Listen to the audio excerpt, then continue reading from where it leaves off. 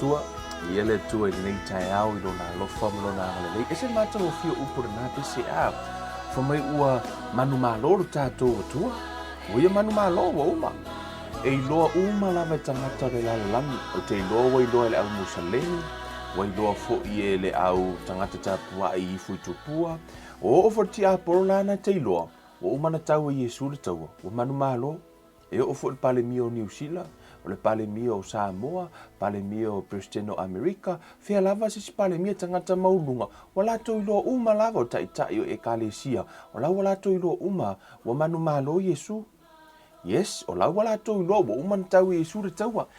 To tele la lato te refusing le afo le truth le na be lato te le tali tonuina. A lau wa lato iloa. Na o Yesu lava. Le tangata na ola i le lalolangi. E ho mai le temi nei na manu malo i le oti. Amen. Hallelujah. Uma manu malo. O uma na whaato i lalo Yesu le oti. E le to i aila se oti pe a uma le olanga le nei. E pe uma lava tangata le whanau o Yesu o Yesu. Amen. Hallelujah. Ia le to ne tai au. Ha mai oi. Amen.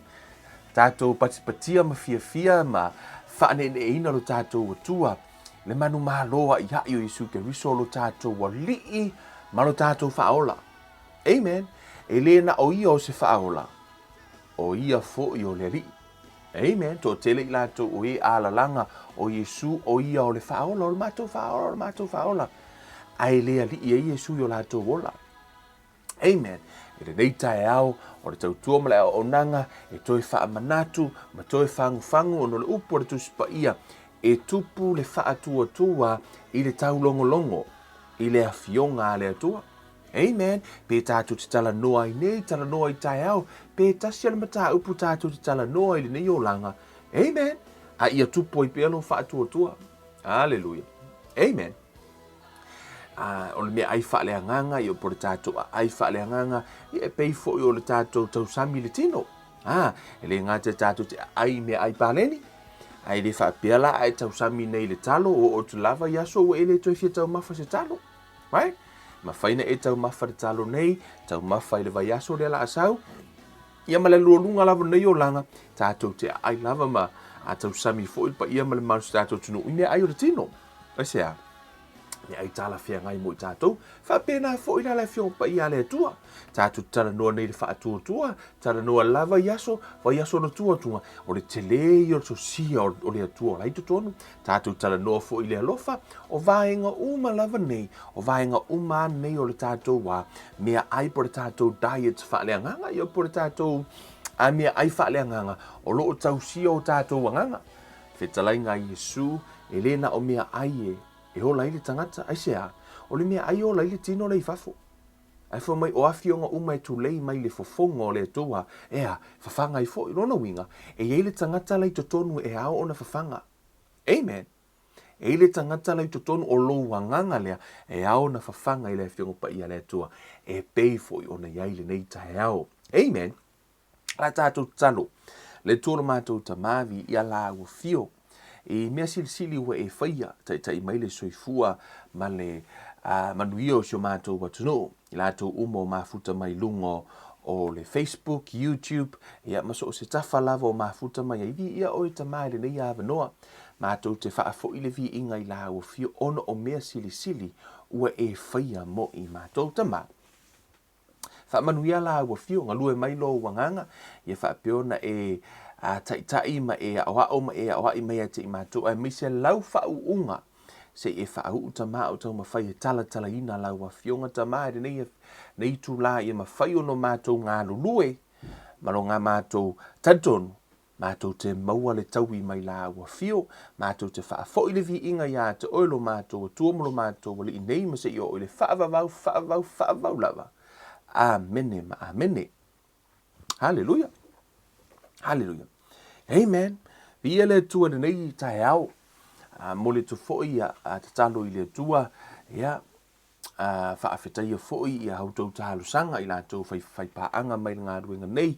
Ia. I le ngate tu ina atu o nei tangata i talo sanga. Ia. Ai me se foi o tatou ngā ruenga. ia e inisio I tua tātou ngā luenga I le o whailoa ina atu le tātou watunu. Ia male au nanga ia ale au na nei. Ia pela vona sila fia su tātou watunu. Ia ngā luenga ia le Kevin Life Ministry behind the scene. E le o iloa me le to tele. Ai olo le whanau ta inga. Ia olo o sila le atua I le tele o tātou ngā luenga. Ai o te whaafetai foi mo I lātou watu uina I le atua I o lātou loto. Lātou te lulu mai le ngā luenga nei. Ina ia mawhai o na whaalaua I tele ina le malo le atua inisio vaenga. Le ngata o le misiona I intia. Ai le ngata foi lea I o le tātou misiona nei. O le ala le awa o ina o le upo le atua. Ia manisio vaenga o lo tau tilo. Ia ina ia mawhai o na whaatele ia le hanga ia tu foi o le upo le atua. Ia iso se tafo le lalolangi. Tele I o moe mitinga. Te le I o se vision ia po se vaenga o loo va ai mamau ia I le ngā luenga nei. Ia ai wha moe lava I le atua. Ia maratatou ngā lue whaatasi. O mawhai foi o le tu ina atu le nei polo kalame. Le ngata o le langolango le ministry I paanga le Kevin Life Ministry. Ia ai whaatasi I foi. Ia malangolango I le mawhai o tu ia I foi ia le whaafitai foi ia tātou. Matua whaleanganga o Faafefea au, la tau fo I olo whapeon te talo mai, ia mare to o telo tina matama matua I la tau I olo whapeon mana tua I fo ia tātou polo kalame I tau talo. Sanga via le tua, amen. Mai se I fo I la tau whapeon whaamanuia mai, ia le tātou ngā luenga, e ala ia la tau a taulanga, ia masfurua I fo I, e pe ona, ia inisi o whaipaanga mai le tātou ngā luenga. Ia maralotu mai lava I lunga nei, ona I le o maua ia nisi o tāpua inga e anga ia tu iai. Amen. Hallelujah. Ile nei tai au. O te tasi o vaenga pito I sili o na tā ua I lo tātou wola whaaleanganga. O te iloa o le toa tele I o tangata sa moa e ngā lulue, o tangata ngā lulue. Amen. Tele tangata ngā lulue, o tangata sa moa. Tele fo I lo tātou ola au na I le atua. Ma mea tātou te whaia I le atua. Ai, o te tasi le nei o fesili o te fia halu o te fia tala noa ia uia, ina ia auane I mai mau lo tātou wola au na. Ai le aiso tātou tau I le langi. Amen. Ai o le nau ta inga o le soso atu. Pe ono o fai atu I le tele o nisi o tātou whaamalosi, ma nisi o tātou wa onga. A e manao I manu i o tuspa ia. Fai a wala lai fai mele tuspa ia. Esea, ono o le upua le atua e faa masino ina ai I tātou. E le faa masino ina I tātou ini a tātou ngā luenga I lungo ni a, I lungo o nkonkalake ngā e vakore ko ofisa, ma nisi lava mea. O tātou mara tātou wola ngā lulue e faa masino ina I tātou I le a fionga le atua. O lona winga, tātou te whaia fo I la mea tusa ma le a fionga le atua.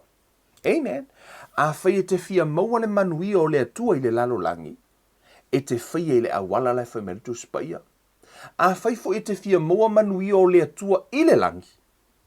E te whaia fo I le awala lai whai mai I le atua. Amen. Ono fo o I le ala afua I le whaamasinonga. Hallelujah. O le matua lau te fia tala noa, how to store heavenly treasures. Ia pe Faafefea ona e Toloa'i o le langi. Tele lava na tala noa le tuspa ia I manui o le langi. Ai o le fesili, Faafefea o ngā feo to tono le tuspa ia. Faafefea ona e Toloa'i o le langi. Ai Faafefea foi ona e Toloa'i o le lalo langi. Amen. Hallelujah. E nisio maengo le fiunga pa ia le atua e tātou te toi foi mai ai. Ai, e ese le tahau o lo tātou malama I vaenga neo le fionga pa ia le atua, vaenga mua. Onai, e le ise tangata e ngalue lalo nei. O I e ngalue. E sao le langi. Ai, peo le tala a paulo. Matua fo le tala le no tala no ai fo, ma le tala a paulo o le tutongi o le a, o le lulu ma le fa su e tutusa a. E eiro la taui. Ai fa mertala I a paulo e fa masino ina uma le taimi le fa masinonga a faila I nga luenga ya e mo fo mai la I le a nga ai o nga luenga e totoi o nga luenga la na o lo tau e te saola I le langi ono o e taria ina Yesu e vea ma li ma faola a o nga luenga e vea ma tau. Amen. Au tau whaitau fo I tono le tusi pa ia. E tau te mau e tua le tusi a whaalinga. Fo mai e iai lea, le a ai fau, le Jerusalema fau. La fu e tala noa fo mai e se fulu lua ona keiti a po ona whaitotoa. O to tonu ina, o le iai nā tu soro au fita e peifo o nei le tātou wola leo langa le nei. I to tonu o le tusi pa ia ma le langi. Au tātou whaitau fo le tusi pa ia, e peifo o nei leo langa le tātou te o lai. I to tonu lava yo New Zealand. E iai le mea no nofo i le community, le toa telo tangata. Tangata lau tele, fo i lele, no nofo i isi papa toe toe, o isi no fuanga, tangata o lei tua mai o lea, o le taulanga. To tonu i o nei au kilani, o loo iai fo i to tonu o le taulanga. O le mea, fe i lafi solo ai mo li, ma le telewa, e pe o ingala iai le vaenga le au mau mea ma le toa tele o fale manga ngai o mea uma e pe kaukulaka e ia le area e matua i ai mo me o fale te tele i ai fo i mo le area la e matua tele le mau fale o loa ma mea a fo ino le mea tau ngatala i ai ai sau le si tuo New Zealand e iai fo i ale no fuanga o la no fo tangata e le tangata ya tele ni mea e le o tele ni mea no fo ai o la iai la to fale ai le o iai ni mea e pe e whaapena fo i le ato le langi. Pea e whaitau tusi pa ia. Amen. Ona e le tutusa le tau i o le tangata e le inga lue. Ma le tau i o le tangata sa anga lue. Le tano e tusi pa ia. O le tangata langa lue mo i e Toloa'i o le langi. E le tutusa la ma le tangata na whaola ina loa nafi alu le langi. E le eise ngā luenga sa whaia e alu e totongi ai. E le mawhaino atu no nofo o mo te tono lea, o le tau langa i le mea o laife i lafi ima le mea o lai i le te leo le manui o le atua. Whai tau lau tusi pa ia, lai te tonu. I to tonu alava la i o le mālopo, te tonu fo i le langi. E pei fo o lau langi le nei. Amen. Whai mai la i e saule i Jerusalem ma fo, la lai tala noa, i le aiwa umo na tāpena ina i le atua. Amen. Fo mena tala tu ia fia o i le lii o na ia whaatau nu ina leo me mana o ilo loto. Lai whaapea tangata ai o fai upule nae e ngata i lalo nei le lalo langi le nei lona winga. No. O mea umai mana o ilo loto e whaatau nu ina fo i le atua i le nganga, in the spirit. I'll show you the scripture later on. Right? O mea lava lai mana o ilo loto. A whai ele o wa aia o mata i le tino. E tau nuu uma mea umai lea, ona e le ai se tau i o se mea te whaia sa o nanga i lea tua, e le tau ia e lea tua. E tau ia umalama e lea tua. Na e tala noa i fo ili tusia, e se mātaio. E tala noa i tusia mātaio e se fulu, wha mai e o alipu vai e te avei le ngole, so oi e iti, se ipu vai malulu. O la e tala noa i le tangata na latu e tāla i atu Yesu. Amen. Wha mai o lava se ipu vai e te avei ai, wha mai e le mauro na tauri. E tau i fo e le atua li pu vai. E te avea i lea, i louta lia ina o le so opo tangata na lua te tā. La i atu Yesu ia te oi. E te avea i se ipu vai, e tauri. Amen.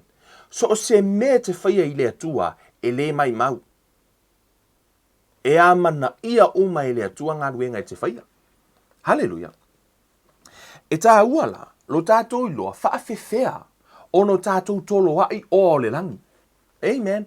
Ono le whetalainga Yesu i tutonu le tusia, whaila unga o lona mata upu e lus fulua, ta upu lusulu wha upu suma lo mai, wha uta foi, o te vave alu atu, o ia te au foi le taui o te taui ta itasi atu, o te taui ta utasi atu, e tusa i tangata malana ngā ruenga. O le whetalainga le ai foi, a Yesu, a o na sau Yesu no na sau wha alua le tātou te wha atali umai le lalo langi. Fo mai e sau ma au mai le taui. Le taui o ai. Le taui e tusa lava malau ngā ruenga. O lea la tātou te ngā lulue. Tātou te oi le lotu. Lea tātou te ngā lulue. Tātou te fōai. Tātou te whaia uma mea uma. Ai o le fesili. O le tala le tuspa ia tala polu fo mai. Toi tango toi siaki oi. Po o e iai lava i le whaatua. Fo mai examine yourself. Ele o foi mele tu spa ia e te tango examine les tangata. Au e te tango fua oe ia scan nes tangata mono no la whaaleanganga. Ai tangoa oe koe scan oe molo wola whaaleanganga. Po o e iai lava i le whaatua tua. Ona iei le taimi, tātou te off track ai. Amen. Mere na every day, e te tilo oi, po o sa o le loto te whai ai se mea. Ina ia maua lau tau i le langi. Hallelujah. I totonu o le,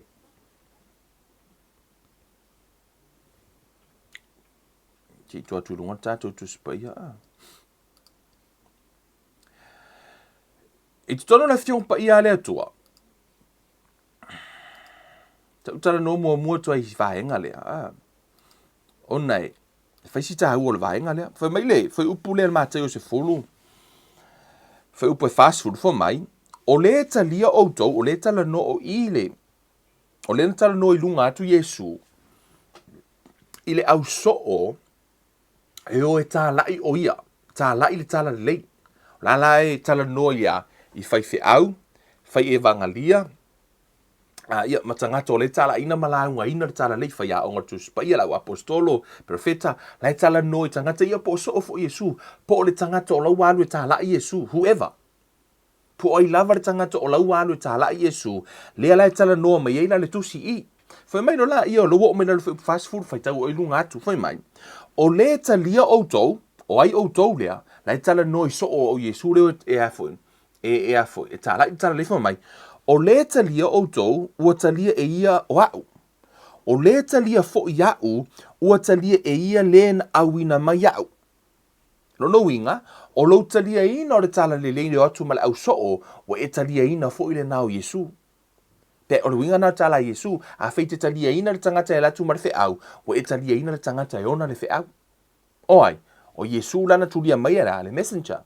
Lono winga, ia whatata inga a wheo au na tūli mai au Yesu e la unga le upu, o lau talia ina o au, e maa fuai fo i lau na tala Yesu, o la fo i lau ia talia ina le fe au, o au le vatu le fe au, po la fo i talia ina Yesu. Le fe au le alatu me Yesu, e te le o talia ina la le fe au ono o Kevin. No, ono o la ea, pasi lau vai ma Kevin, a lau eva ai le e ona le fe au. Amen. Fa mai la ia, o le talia fo i o se perofeta i le ngō le perofeta, e maua e ia le tau i o le perofeta. Praise God. Amen. This is so amazing. Hallelujah. O lo talia ina o le, whateta inga awhai o le perofeta. O le perofeta le na aluatu. Whamari tala Yesu, a e talia ina le perofeta. Le aluatu. E te maua fo i le tau i o le perofeta. Amen. Tu so o le sau le au na le atua e sau e tala i tala le. E talia e oe le au na le atua. E tala noa atu ma e talia ina le fe au o tala noa to e wono lau e talia Yesu. Fo mai le tala Yesu o le tau i o le perfeta e te maua fo. E le onia upu. Right here. This is Jesus talking. O le alama e tala noa po o le fe tala Yesu i. This is a really big statement. And this is like so rich. O se mataha upu pito i sili leona a eva ailo loto iai. Man, once you see the revelation o ito tonu o tu spa i mataha upu nei, whatu lau tala te oi, e ke leo koe complain se whai au. E ke leo koe whai kio i sisi.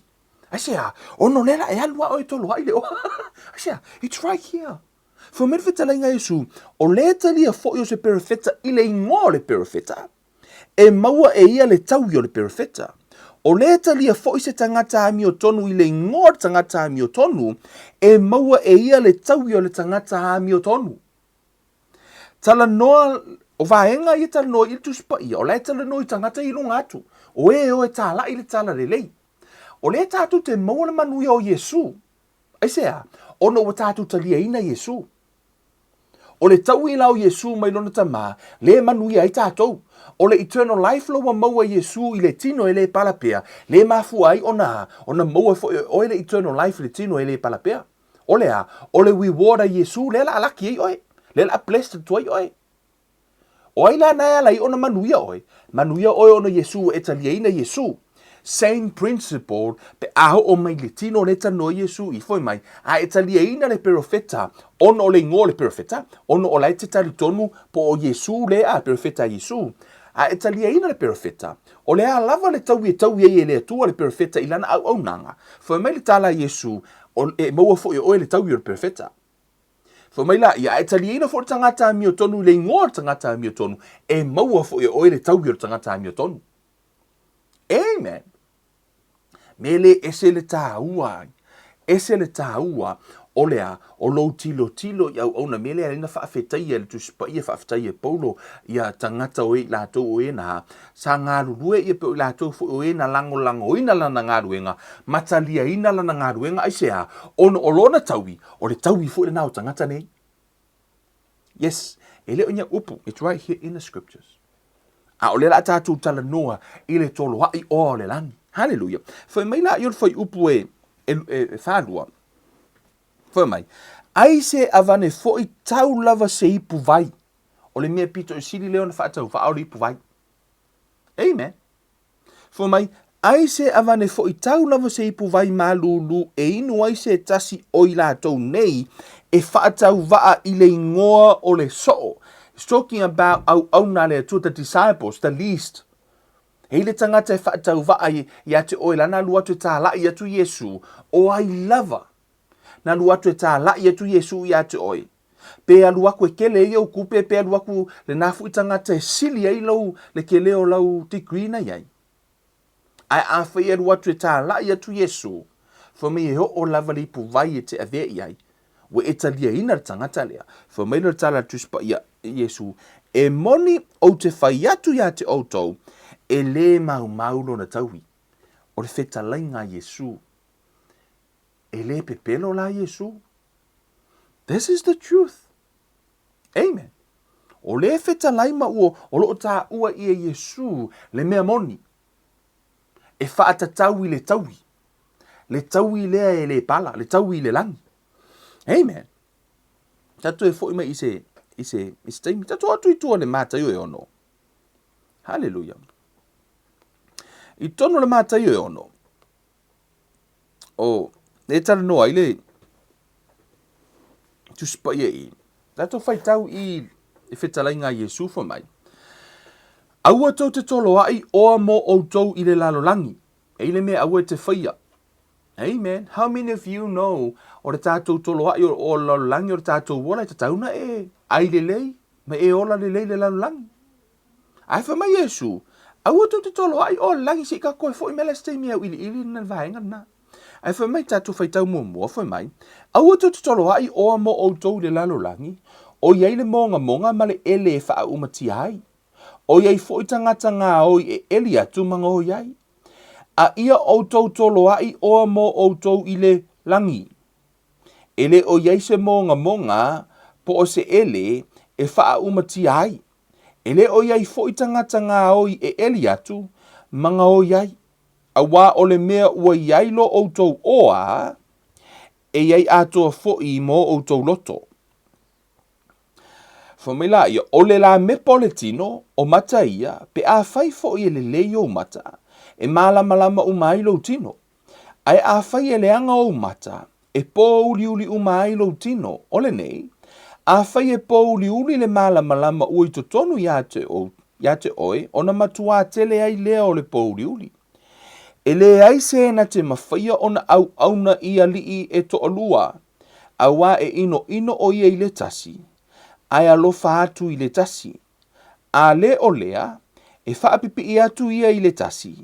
Ai whaalea o ngā i le tasi. Tau te le mawhaia o na auna i le atua a toa mamamone. O le whai mai Yesu i, o le mea iai o tau loto, o le mea iai o tau oa, e iai foi a toa mo tau loto. A whai e te loto i mea o le lalo langi, a whai o ile eilo o lau langi na o le pao me te mana o ai ia whai lau pisinisi, whai lau whale, whai mea oma lau langi nei. Whai mailo le tala Yesu o i nā fo ila na eilo loto. O nei te iai mea o le o le lau langi. Mea le ngai ala i loanga o loa ina oso me coronavirus. A fia loa o e malau wha atua. Ai sea, o na fo o lau loto lai ngata i mea o lau langi. O na o lau langi lai tilo iai oe. Right? Ai whai mai tala tu spa ia, o le mea o lai ai lou oa, o lai ai fo i lou loto, a whaila o lou oa po lou tamau a inga o le langi. Amen. E rea a fia la o e coronavirus. Ai sea, o ne tele o toloa ia o le langi, o lalo langi. O lai te toloa i o le langi. Faafefea la o na toloa i o le langi. Amen. Leo o tātou whai tau ar tusi lea, but the question is how? Amen. I lunga tuala mata upu lea, lea na tā ua na tala noa Yesu i. O le vaenga, tolu ni vaenga o le utala noa mua ia i. O vaenga ia, a e fia toloa ia o le langi, o le mafua anga le nana la ina tala noa Yesu i le treasures of heaven, e mafua mai mata upu i whai upu mua e whaasoro i lalo i. Lea la tātou tala noa iai whai mai. Ia o tou, ne ia vatu nia o tou mea alofa i lumo tangata, ina ia iloa ai e ila tou, e Faafefea, ona le ai leo so o tou taui mai lo o tou tama o i le langi. Foi mai le tala le tuspa ia, so o se mea lava mai le atua le tama, e whaavavau. La e tala noa ai le tusia whailaunga, e lusfu lua whai upu e, tusia whailaunga. Whailaunga tolu whai upu sumar wha, na whai mai o mea uma e whaia e le atua e whaavavau ia. Amen. O mea umalava e whaia e le atua e whaavavau, e o tangata na whaia e le atua tangata e whaavavau le tangata. E mo i oti le tino, ai whaavavau lo na nganga. Ai sea, ona fo ina whaia e le atua. So se mea lai na whaia e le atua e whaavavau. E o fo i le tali o le tatalo e mai le atua, a tonu e te vaia le tali le tino, a o la fo i le tau i le nganga. E whaavavau ona o mea na whaia e le atua. Fa me leo tuse ia kopo o mea le lei uma e fo ai fo ina mai e le atua o le malamalama, fa mai e atua toa e le lei, e le eisona a liliu i titi. E tu mau ala le atua. E tu mau e le suia. Amen. Fa mai la ia. I tu tonu i. Fa mai a tātou fo ai. I o tauni a vatu ni a o tau mea alofa i lumo tangata, ina ia i loa ai e i lātou, a Faafefea, ona le ai leo so o tau tau i mai lo o tau tamaa o i le langi. O se me te whaia mo le vaainga tangata. Amen. Ia le lau tala no atu i me le tutupu leo langa. A whaia ala ona e fo ai, ona o lo mana o i e loa mai tangata o lau fo ai la e whai. O le lei o la le ia. O le tau ila le nā, whai mai le tala Yesu, a whai o le awala le nā nai te whai ai, ina i ei loa e tangata oe. Whai mai le tala Yesu, ona le ailo so o tau taui, mai lo o tau tamā o i le langi. No reward. Le eise taui. Right? Pe a e whai ina ia i ei loa e tangata. A whai o le whai fo i e Kevin nei Bible study, ina ia popular ai. Ina ia whai loa tuai Kevin. E le ai fo ela se tau i o Kevin. Yes. So o se mea lava e te whaia, charitable deeds, le tano tuspa ia, e a fo ino le mea, a e whaia, e le e au wala e te whaia e te maua i le tau i mai le atua, a e whaia la i le vainga o tangata, ia, te le nisio company o whaia la tō whai loa, whaia la tō fua i wofso soani a inga, ia, mai lola ia whaia la tō promotion. Amen. E le motive lai tu o lea, promote the company. Right? O le upula le tuspa ia, fo mai le whewhetalai ngā Yesu i, a Faafefea, lona whainga. Ona le ai e leo so o tau taui, mai lo o tau tamau i le langi. E le ai la se taui.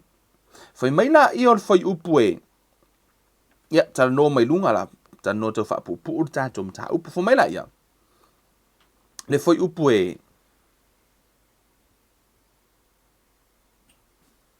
whai upu e wha. So amata ma whai upu e tolu. Whai mai. A e avatu ni mea alofa. Awana e iloa e lou lima tau anga vale le mea ua whai e lou lima tau matau. Ina ia lilo au mea alofa. O louta maa foi o le sila fia i le mea lilo. O ia lava na te avatu wha ali se taui i a te oe. Au te whai taua. A e avatu ni mea alofa. Awana i loa e lou lima tau anga vale le mea ua whai e lou lima matau. Ina ia lilo au mea alofa. O louta maa foi o le sila fia I le mea lilo, o ia lava na te avatu faaliali se taui ia te oi. O le awala le te whaia e taui ai e le atua lau ngā ruenga na whai. O le a, ia a tonu e iai nisi o, ia lau le tala noa nisi tu, a lau tala noa iai nisi o afoi, o e kale si o e whailoa taulanga. Amen. Na mafua na whailoa taulanga fo, pe lau ia taulanga fo ia le lau. Ona e mafua ma le tātou tū, ma le tātou anga nuu wha Samoa. Te rore tātou tū fo le maleanga a ona watu mea a ia fola fola. E fola fola fo ile a whaia waku ia po le a lava le to ana ia watu.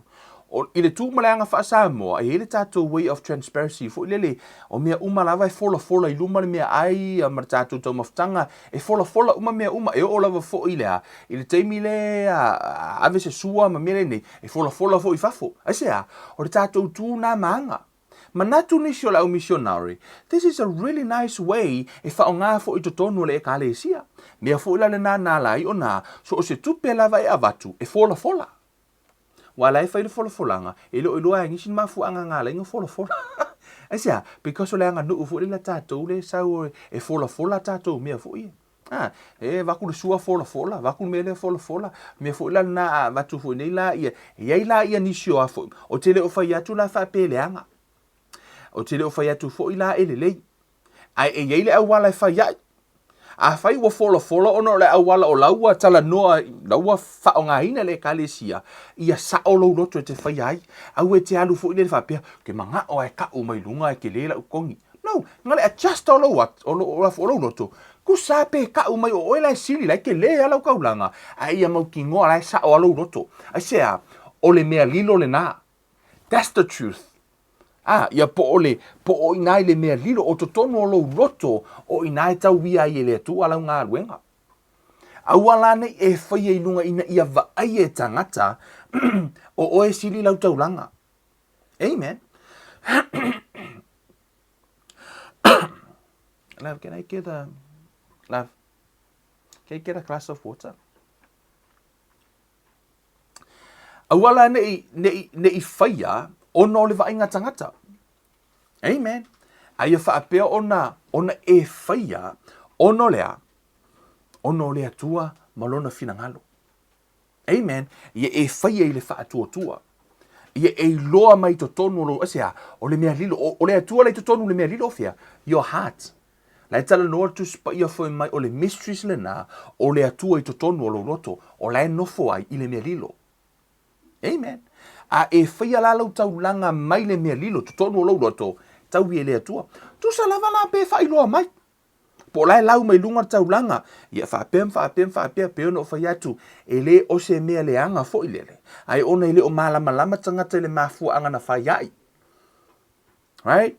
E le I whaia ono se tau mawhai e whailoa o se tauvanga.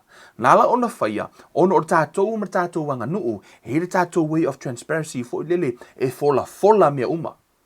Mea lale nā lai fo I ona whao ngā ina I to tonu ole, nisi o tātonunga, o lau fola sea, e transparency uma mea tātou tanga Samoa, le ngata o fola ino mea ai o le sua o mea uma, e o lau fo I taunanga, e la fo o whao ngā nisi o tātonunga, e la tau te fola ina. So there is a good motive, o lai le anganga le leilai tua, I le o se anganga le anga, na mafua I ona whai. Ai ono a afia I la tātou, ma le whainga o tātou taulanga, pe a whai se sea tātou motive e whai ai. Hallelujah. Praise God. So a o lana e whaia le taulanga, ia e whaia mai lo roto, fo mai le tala Yesu, a e ave. Ai a watu se a foi, ni mea alofa, aua na I loa lo lima tauanga, vale le mea ua whaia lo lima tau matau, ina ia lilo au mea alofa, o louta maa foi, o le si la fia I le mea lilo, o ia lavana te avatu faali ali se tau I a te oi. Hallelujah. Amen. O le atua, o le awala mua le te Toloa'i ai o le langi o le foai, kiv. O le upu le whaonga ina I Yesu le whaaperetania, so that your deeds, charity may be in secret. Wait, let me, verse 13,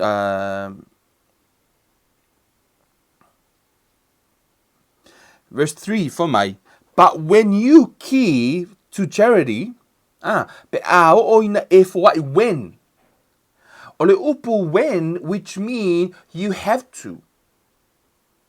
E le o whaongaina Iesu le upu if. If, lona winga, e conditional. Pe e lona condition, lona condition whai ai, pe whaatiro ina ai, e ona ai ainga. E pulea oi pe whai pele ai. Excuse me.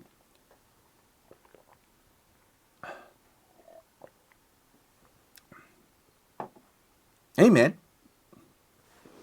O lona winga. So o se taimi lama e te whai ai, ia se ngā ruenga, o le fōai, so o se kerisianoa, anybody, mo tā ua le tali o le atua, e te whaia le mea lea. Ai sea, ona e ta tau lava ona e fōai.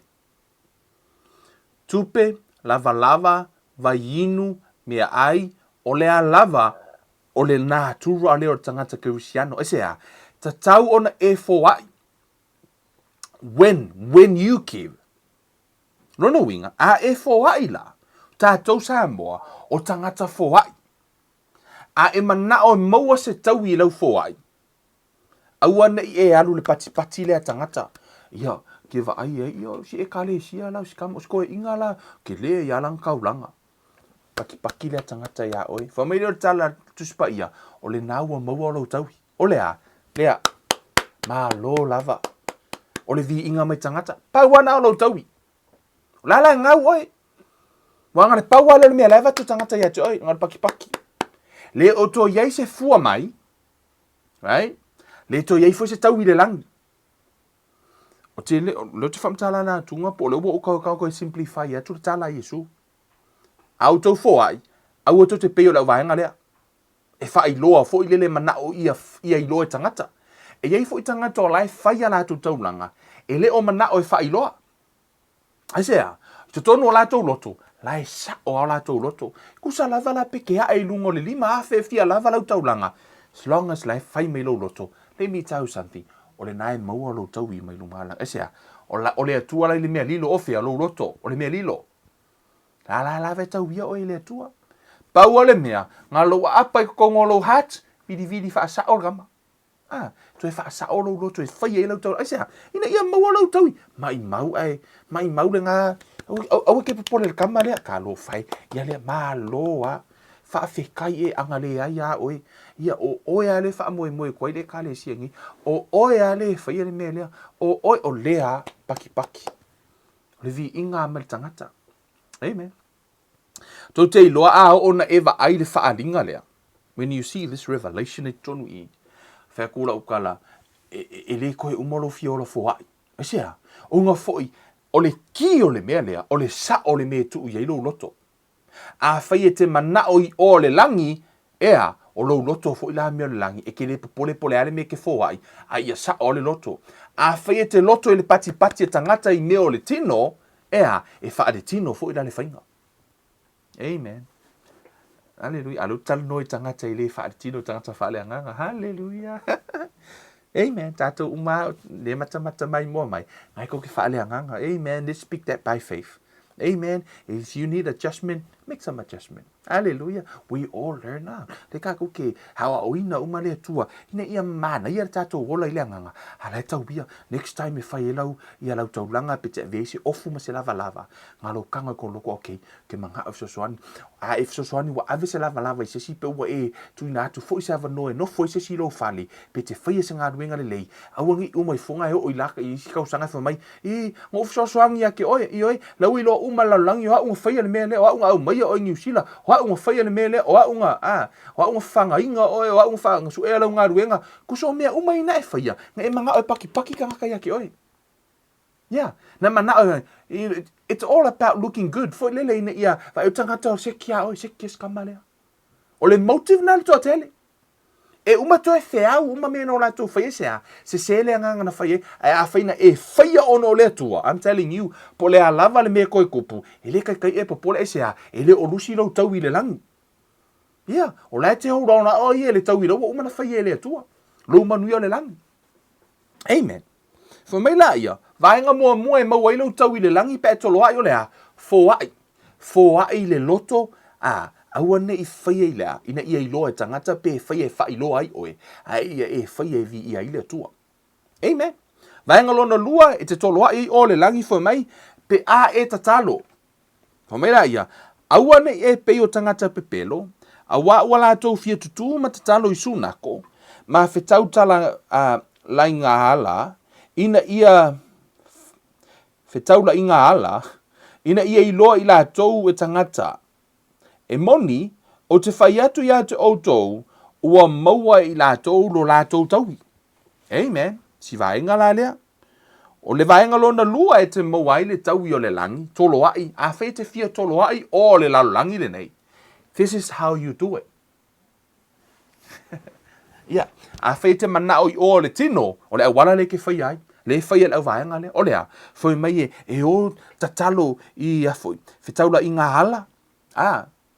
E o whai fo le a la tō au wala I runga ina I lo mo me tangata o la tō lai tatalo mo Samoa tatalo mo tatalo fo le o te o whai atula o le anga o le anganga e whai ai le motive lai whai ai fu me tala isu a o te pei o a tangata e tatalo ina I lo e tangata si o lai whai le tino ina ia vai me tangata o lai tatalo hallelujah. Tu so mea umai whai na ia vai mele tangata o vai ngā le tino. Fu mele tala Yesu, o laua maua lo lātou taui, o le ale taui, o le vai ngā tangata. Man, se kia oe. Malo, se kia oe. Se kia ka lo whai. Ia, o le isko inga ia. O le ko anga isko inga loko. O le whai la unga ka, so le a ka kalo ke ka kanga. So o le umi le ma pao ai o ka kalo ka. Ia. Maka uki o ka kalo ka. Famelo le tala tu spaia. O le au wala le na, pe a e mana o Toloa'i o le lalolangi nei, lea. Pati, maa loa, whawhkai, maa ngai a kere lau kakalo. Whawhkai fo e marasau ngingo ka kakalo. O lea, na te talo, e me whainga e kakalo, ai whaale kingo fo. Ia, a le tano Yesu, I o lala e Toloa'i o le tino. O lea, al paki amar popo. Ia, o kamala ia, o la fo e moa mai ala tau mea. Yeah, ono fo ole respect tangata ia tangata nei le tatalo ma mai tu ai nga tangata ia le o la fo ila ia e mo me la tu o ile tino la fo ia ave tangata tupe ave tangata me ai a faila o le o la tau I fo if mari Yesu la tu wana tau e mo ia la tau I fo ile tino ala nga ka ia nga ai fo metala Yesu le se tau I mai le langi le ai fo ila si bu le langi e whamai Yesu, a o watu, o te watu ma watu taui. Lea la wala tātou te ngālurue, o manatua, o le tātou te ngālurue, o taui o tātou ngālue, ngai e whai le tino. Amen. Mea mua, o mea na e fōa I le tino le nei, le o langa le nei, mai Yesu, e ho o lava le ipu vai, e tau ia e le mau maulo na taui. Nono winga, o le taui o le ipu vai le te avea, e sau mai Yesu. O le tau I fo o lau sfuruai ma lau tau langa nai whai le tō e kālesia, nai whai le anganga sao ma le anganga whaatua I le atua, e sau mai Yesu le tau I le teimi lea. Amen. E sau Yesu ma mai umare tau I o au ngā ruenga. Ai ala ngā ruenga na e whai le tino, ma Yesu, lau e mau ale tau I le tino. Mea na e fōa I le tino, wha le tino, la fo e mau ale tau I wha le tino. Ai reila se tau I sau maia. Au ala te expectinga le atua, po Yesu e sau matau I au ngā ruenga, pe a whai e se sere loto e whai ai. A wha le tino, congratulations. A wha le anganga, extraordinary. Pati vi ia le atua, o matua matau tia le nā mea o e whai. Amen. Ua maua lau tau I laulangi, e ke le ngau le laulangi, e ke le ngau le langi. Amen. Manuia laulangi, manuia langi. Amen. Luna winga, o le vaenga mua, a o ni o tātou fia maua, Toloa'i o le langi, o le foai. We have to. When you give, lona lua, we have to pray. So se kirisiano lava, e tatau na tatalo. E maua se tau I o le tatalo. Yes, of course. Yes, ana ta notus pa ia. O le tau I le fo mai, a o oe, pe a e tatalo, I nā urua tuia I lo fale I lo a Faafefea, ma pupuni lona pui, I le e tatalo ai I lo ta mā o I le mea lilo. O lo ta mā foi o le sila I le mea lilo, na te avatu faali se taui I a te oe. Amen. Whamai a e tatalo, ina e aru le mea lilo. O le whetalainga lea Yesu, o le whaonga e Yesu le metaphor. Amen. Ia mo ila tau mam lama le upu metaphor, pe o le tala whetalainga fo ile lea Yesu whamai a whai o lou lima nae e a foi, e te alu i se oti. Whamai Yesu, kipi e se lima. E siri lo walu le langi ma lima e kasi, ngai lo walu i se ori ma lima e lua. Whetalainga Yesu whamai, a whai o lou mata nae e a foi, e mafu ai o nae ta ita ia o i se ori. Whamai Yesu, sali e se le mata. O whetalainga ia Yesu, ele o nae ta umai Yesu au mai o le metaphor, e au mai se fe au lo loto lo i e totonu, le ta hua o le fe au le whamai ai, au alane ia, a whai o vaenga ia, sili le kou, au te whaia, asia, ona lai whai no mai Yesu le mamafo le whaasalanga i se oli. Lai tam whai Yesu e tau mai, na whao ngai le Yesu le metaphor wha pēnā fo ila i. Amen.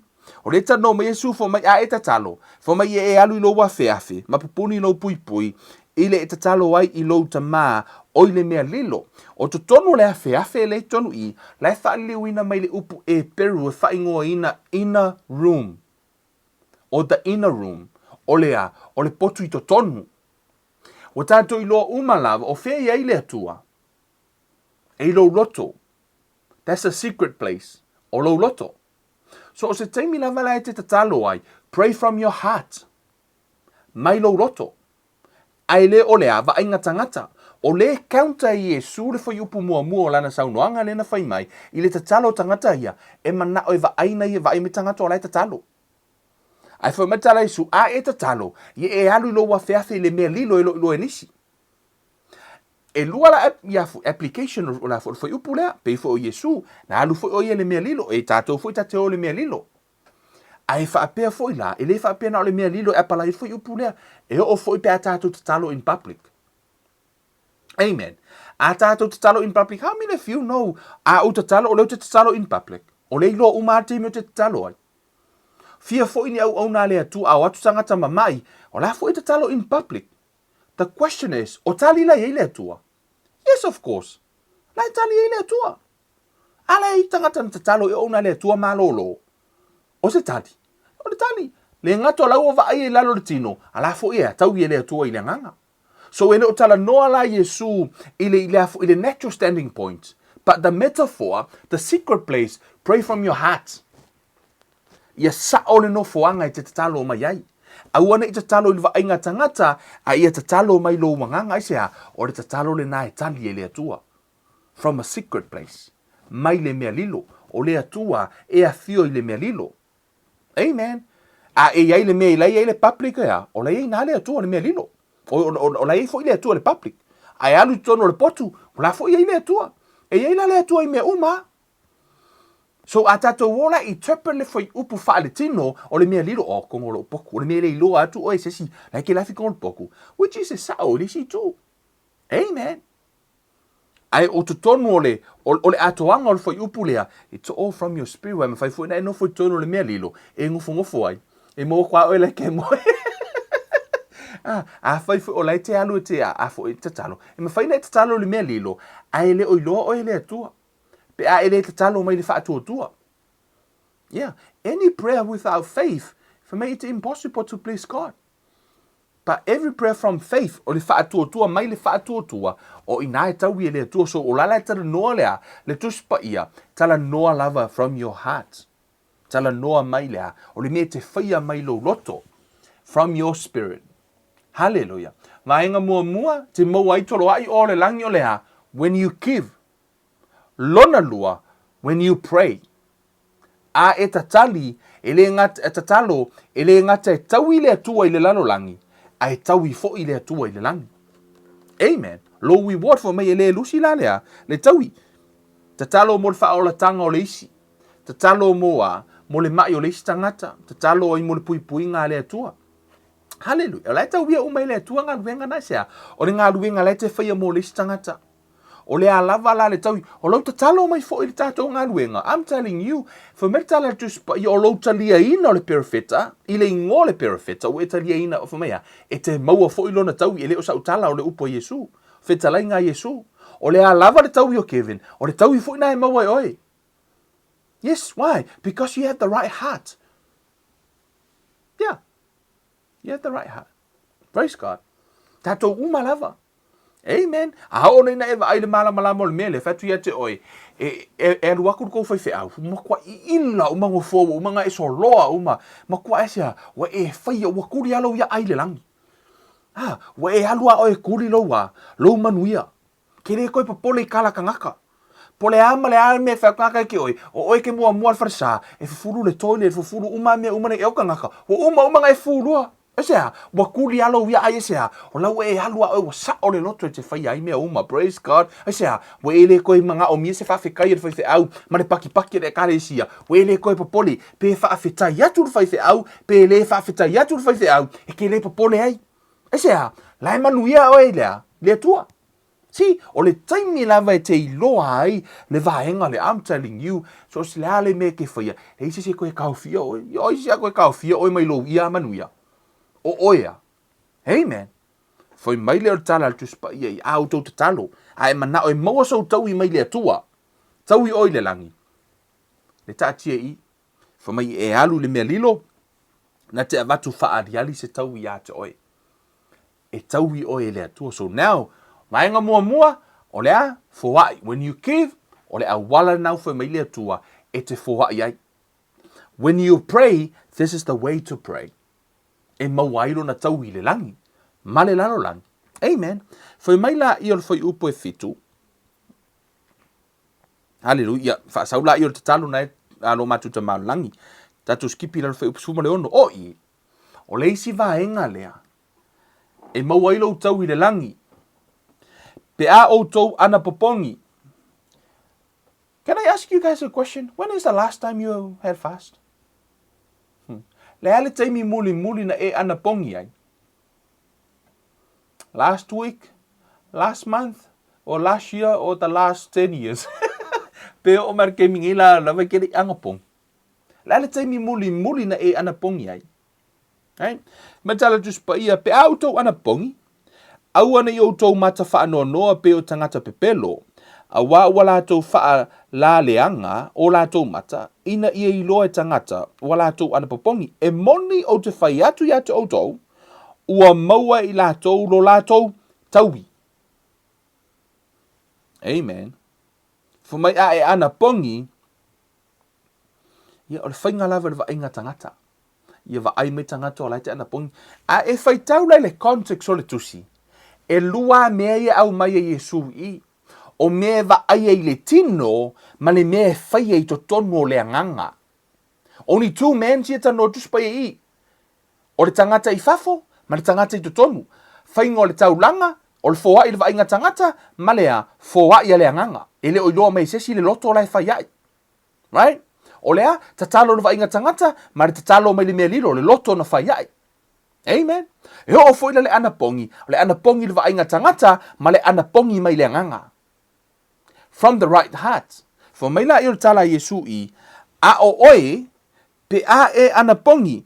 Here again, Jesus also used the word when. What does that mean? You have to. So se ke risiano lama e tatau na foai, so se ke risiano lama e tatau na tatalo, so se ke risiano lama e tatau na ana pongi. It's a must. When you fast, for my when you fast, mai awa o oe pe a e ana pongi. Whamatala mai lo I e Yesu, ia ulu, mamulu o mata, ina ia le iloa e tangata ua e ana pongi, na o louta maa o I le mea lilo, o louta maa fo I o loo sila I le mea lilo, na te avatu ali se tau I a te oe. E le si au vaenga a whaitau I whai upulea. E musu e kau I isi ka ngaka lako anga pongi. Ke musu e kau ka ngaka lako anga pongi. Ke musu nga laifa meriku sipa ia awanga I loa. Amen. They are so cute, eh? Yeah, the cute ka ngaka I'm not saying it's wrong. Arunga lau tala. It's so cute. So ele pe ka kam famai. O lo ke anga pongi o ke musu e loa se anga pongi. Yes, of course. Te le o mana aile o se mele anga le loa tangata lai te ana pongi. A sa o lo loto ala ina e ana pongi. It's nothing wrong I tangata lai la tu te ilo le te ana pongi e peo tātou i peo au I la so no o lai fuai. O lo grandma, he o ilo tina, o asfarili atino e o malte minei o tātou grandma za, e o tātou mātua. E ana pongi la tu every Friday. Ia pole a lava ia la fo. E ana pongi ala tu asfarili yo lo la grandma. E ana pongi ana ia. Ele o faia la lo grandma I la aso, ele o faia ina ia I lo e tangata. O la lava la I lo e mātou le whanau, o le aso ale o le mātou tinai ana pongi ina ia. Ele o tauia la ele atua. No, sa tauia ele atua. An mea ngare ana nge vai me lo karkala ngoa, ko le one of her prayer. O le telo te talo o lo grandma le o te nofo atu te mine. O la na tauia ele atua. E ui lava la o la e mātou te iloa. O lana so ana pongi lea. Ai le I alu iri le pumfa I lo la langi o ia anga pongi le aso lea. But that's her day. O le aso le na ia ona ina ai le atua. O le aso le na ia faala ina ai. Ia mai fai e fu le ana pongi. Mai lava I lona loto. Lana sa o lona loto na fai ai. Amen. E ui lana mātou I loa. E le faa pea ua mako I loa loa. Faa lea o ngā ina I lo le anga pongi. Mea fu ila le na a ona sauri Faafefea au e tala noa mai ia. La a fai le tātou ana pongi fast food waso. Fo mai isi, ia la fai loar kako anga pongi e fa mer kuspa ia au fai. Tu so naite mana tu fare tino. Lei e le ole tuna la tan no tu spa ia. O la tan no tu spa ia when the Bible talks about le mea lilo, it's talking about your heart, the inner room. Le mea lilo le tonu lo loto.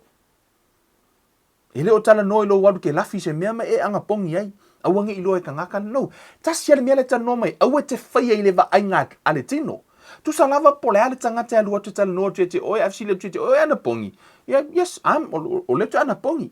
E te le o fai loa ina la ina ia ka o kuai o le ke anga pongi. And ala why? O le te tali le fesili. So it's nothing wrong. I lo fai loa le ana pongi le tangata nei. O la lava sa o lo loto. O kere I fai se anga pongi e faa. E ka o kuai ke oi le na lana fai lo ana pongi. This is the day o le te ana pongi ai. Ai e make sure lo hat. Sa o le loto te fai ai.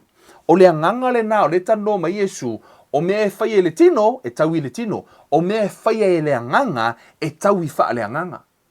Amen. Fo mai la I tala Yesu I, fo mai, ina ia le iloa e tangata ua e ana pongi, na o louta mau I le mea lilo, o louta maa fo I o lo sila sila, I le mea lilo, na te avatu wha ali se tau I atu oi.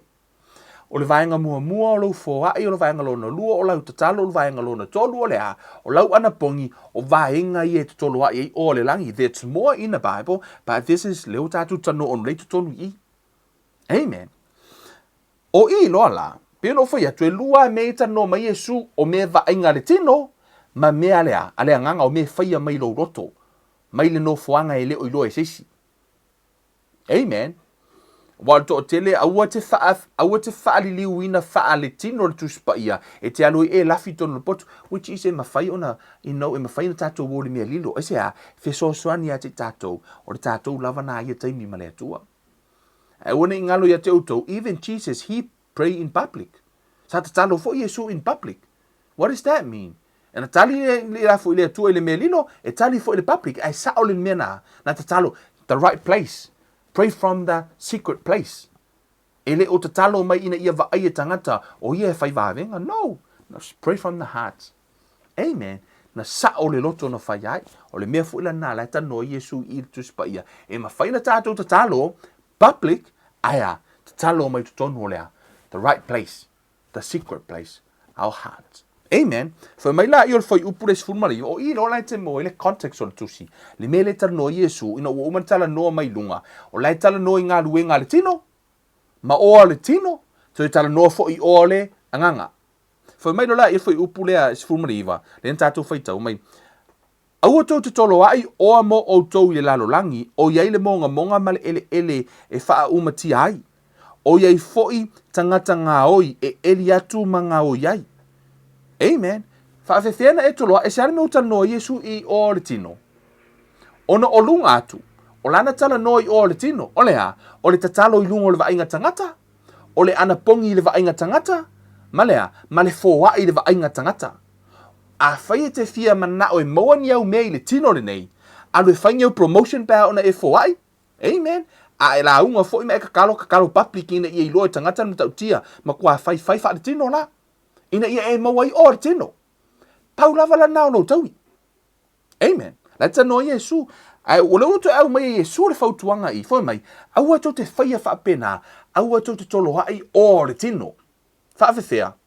Foa I lumo mata o tangata, ta talo I lumo tangata, male ana pongi I lumo tangata. O le mea na ta o le fai fa le tino, o le nala ue e toloa'i o le tino. Ai foi mai tala tu spa a ia o to toloa'i o mo o to le langi, ele o iai se monga po se ele fa umatia ai, ele o iai fo I tangata ngā o ele atu mga o iai. Faafefea na e toloa'i o le langi, a e foa'i awane I loe lo lima tamatau le mea lai fai lo lima ngavali. Or the other way, awa fo ina ia, a o ina e a tatalo, halu le mea lilo. A o na e anapongi le mea lilo. Amen. O lala ua e whaia mai to tonu lo wanganga. Lala ua wha ale anganga le whainga. O lala ua e toloa'i o ole langi. So, pia no whaia tu, e lua mea tal no Yesu I, mea whaia le vainga tangata wha ale tino, ma mea whaia le vainga le atua wha ale anganga. O lai te whaia I le vainga le atua, e te le o whaia I le vainga tangata. Amen. So, wha mai na le whai upo e lua tasi, wha mai awa o le mea ua iailo o tou oa, e iai atoa fo'i mo o tou loto. O lona winga, a whaia tau te o lo tou oa lai le tino. Amen. Na o mea le tino, o lona winga, ia, fōha I la I lumo le vainga tangata. Ai sea, ono o inana I ilo tau o, o nā fule ilo tau loto, o mea tau te whaia, o nā e whaare tino o sea, e mana ia I ole vi inga e mai tangata, paki, siri tau langa, o siri le mea no tau whaia. O tau whaia le vainga tangata, this is o le awala lea. Tau whaia le vainga tino, ile vainga lea nganga ma le vainga tino, le tā ua umatono I tono tusi lea. Amen. Whai mairo la ia, a wā o le mea ua iailo o tau oa, e hei a toa fwoi mo tau loto. O le fautuanga, sa o le mea tu u iai lo loto. Ia iai lo loto I le mea le langi.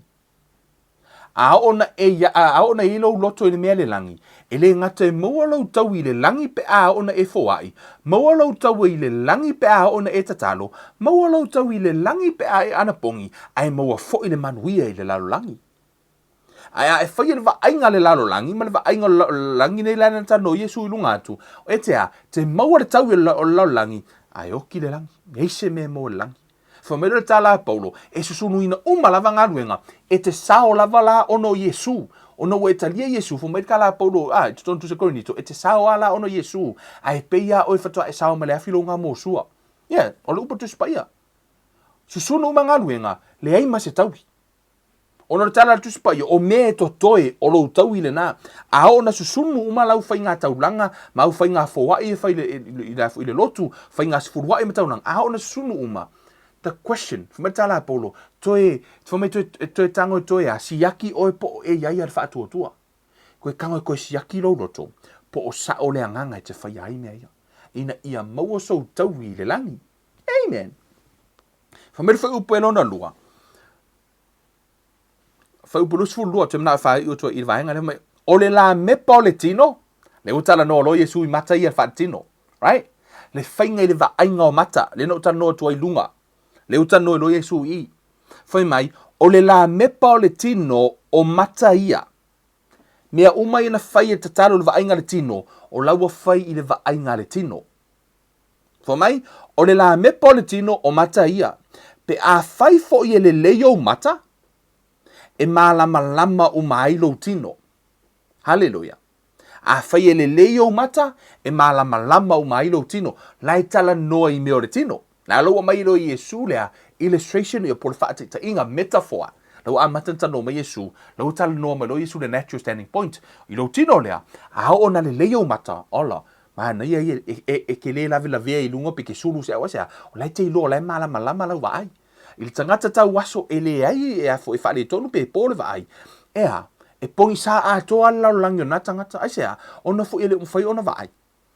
Ile whale tino na, wha mela I ol whai upo lua tonu, ai a whai ele anga o mata, e po liuli mai lo tino, ole nei, a whai e po liuli le malama ui to tonu I a te oe, ono matua tele ai leo le po liuli. Hallelujah. Na tala noa Yesu le tangata I fafu. To I tala nolo ma Yesu I lea. I le malama lai totonu. Le anganga. Right? He was talking from the natural standing point. Now he referred to the spirit man. Whamai le tala tus pa ia, whamai e pōli uli umailo tino. O le nei, a whai e pōli uli le malama lama ui to tonu i a te oe, o na matua tele ai leo le pōli uli. E le ai se, na te mawhaia ona au auna i a li e to alua. Au wā e ino o ia i le tasi, ai alofa atu i le tasi. A le o lea, e whaapipi i atu ia i le tasi, ai whaalea o ngā i le tasi. Tau te le mawhaia ona au auna i le atua a toa ma mamone. O le mamone te tonu i, o le tala no i le tupe, ma le tamao a ingo le lalolangi. Fo mai la ia, o le tala no mai Yesu i ma whaali matua whaamanino mai Yesu i lana whetalainga le i, lea, le tangata i to tonu, ma le tangata i fafo. Le vaainga le tino, ma le vaainga le anganga. Mea le nana la ina tala no mai Yesu le amatanga o lea, o le mea te whaia i lea. I le vaainga tangata, ma le mea te whaia i leo i loe sesi o le mea lilo. Lo loto. It's a secret place. Amen. The Bible talking about your spirit or your heart is a secret place. Sau ai lava se i o mai le whainga o te talo, male ana pongi, se i o na tala noa mai Yesu i lea lau utoe whaamatala matoe au ili le Yesu, whaamatala mai ei, matala noa mai matoretino. A o na pongi sa matoretino, o le a pongi sa lea, a pongi sa lau va ai le tino, ma me te whaia le tino, o le a pongi sa toi ma le anganga. Amen. Nanga lai whai pongi sa lava mea le tino. A o na malama lama lau va ai le tino, ma e whaia i le malama lama, ea, e malama lama toi mo lau anganga. Amen. Ono o mea te whaia i le tino, e tau wia ai o i le anganga. You see the point le tau tano me Yesu i. A o na pongi sa o i le tino, o le amako ia kiringa pongi sa o i le anganga. Ma le mo iso tau i le anganga. Ai a o na e malama lama, ma e savari le malama lama o le atua i le tino, e o fo ila na manuia i fo ila lama le anganga, ma mo tau i le anganga. Amen. Lea lai au mai e Yesu i tonu i, wha mai leo Yesu, e le mawhai ona e au na i tu e lua la e le mawhai. A whaina whai mai e Yesu e le mawhai, le mi tau san, e le mawhai ona e loto i o le lalolangi, a e mana o e maua sau tau i le langi, e le mawhai. Tasi ale au wala te a, fili nei, fili teimi nei, pe te loto i mea le langi, pe te loto i mea le lalolangi. O te leo whai atu lai te le sao langi, pe e loto i mea le o lalolangi. Ono louta lio Yesu e ve marim fa o tala pauro te sawa ai le so tawi. A le tfai atu ti oe fautuanga tus pa ia o Yesu foi. Fa mai fetala nga Yesu au atu te Toloa'i o le tala no tangata fa ola ina po tangata o talia o ia. Tal no ia fo Yesu tangata lana fa nau. Au atu Toloa'i o lo langi se a o ngai pau anga ka wi maua. Ha o mi lo langi. Ai o Toloa'i o ole langi. Amen. Yo Toloa'i manui o le to le langi. Praise God. Amen. E te whowai, ai mawalo tau i le langi. E le ngata fo ina, ne e te talo, ai mawalo tau i le langi. E o fo ina, ne e anapongi, ai mawalo tau i le langi. He's talking from what? Your spirit. Melo tala tu spa ia, mo ila tau te toa tu lea. E peru. Amen. Hallelujah. This one verse. E peru is frumatasi. Foi upo ono. Hallelujah. Foi mai. A le ai foi se whaatuatua. O whete whaatuatua mai ai. From your eyes. From your heart. That's where faith. O ia e a foi tupu whaatuatua o lo roto. Foi mai la ia. A le ai foi se whaatuatua e le mawhai ona fia mai o ia. A wae te tau i le alu watu. A wae te tau i le alu watu. I le atua ona tali tonu olo o soifua o ia.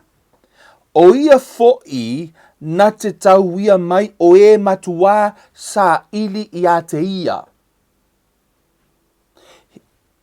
Whaperitania. But without faith it is impossible to please and be satisfactory to him. For whoever will come near to God must necessarily believe that God exists and that he is the rewarder of those who earnestly and diligently seek him. He is the rewarder of those who diligently and earnestly seek him. E reward oe le atua, pe a e matua sa ili i a te ia, from your heart. O le faith, o le mea mai lo roto. Amen. I te tonu la tuspa ia. everything e whaia mai le tangata I lono loto, lai tana no ai Paulo. Amen. Ia e whaia mai le whaatotua. He o lava I mea ai. Matara tu spa I awa e ai. Eat with faith. Ai malo whaatotua. A we ele ai foi. Awa foi te ai. Ma le whaatotua. Ia. A whaia te ai ia. Tau sami le ia. Whamai ai ma le whaatotua lai te. Me o mea umato te whaia. Whaia I le atua. Ai sea. Hui lau ia ai le lang. Amen. Aua. Ne I toi whaia. Ni au ngā ruenga. Whai le vai ngā tangata. Ai sea. Mai mau. I le tau wia e le atua. That's a really big statement, ah. Whapea si Kevin, o longo winga la. Wa il ke mino whapea stanta te mi Kevin. O kau kua mai ai le loko e kere I whangau. O longo winga la e whai mai o ngā ruenga. Mai ngā whai le o kau wia pēr whai o lenga o whai e paki ka ngaka.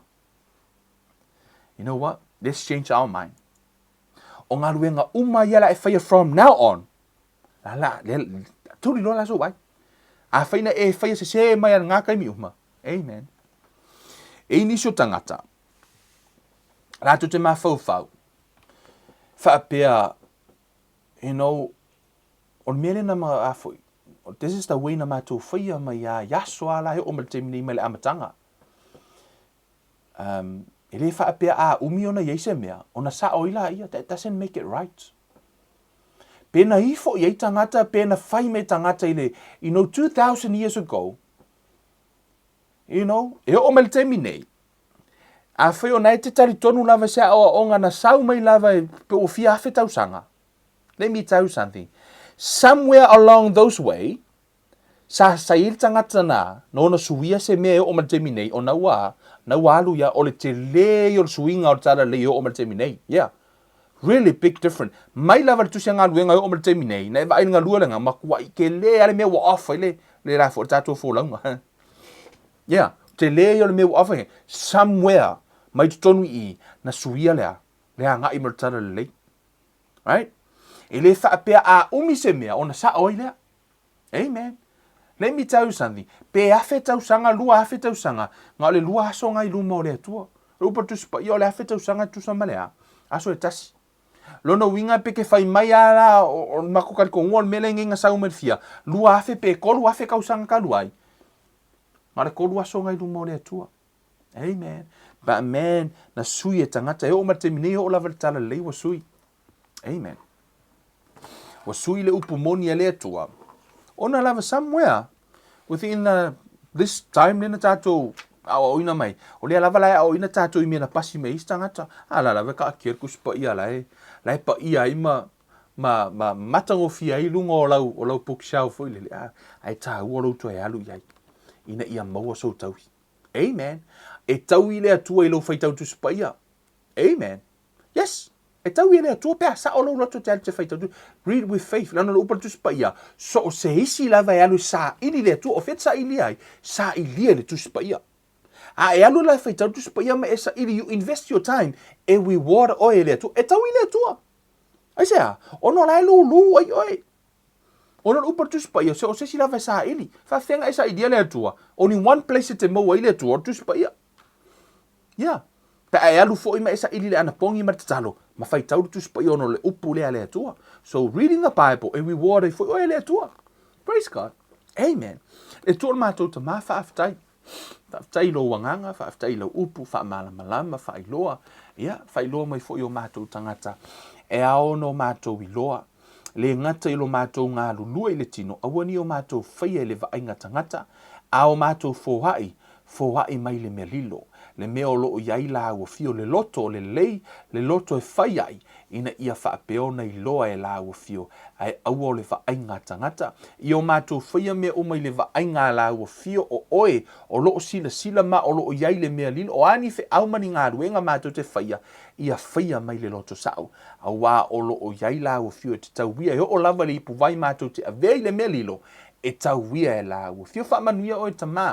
I lau whanau ma le whaanongolongo ia mātou au auna ia whaonga ina aso le mātou wola mātou te au auna ai le mea lilo mo mātou au auna I la o fio e whailoa I a te oe mea uma ai le o le vainga tangata ono le suafo o Yesu o mātou wole ma wala au atu ai nei. Amene ma amene. Hallelujah. ai koe alu lai koe ka penga ko farsa. Haleluia.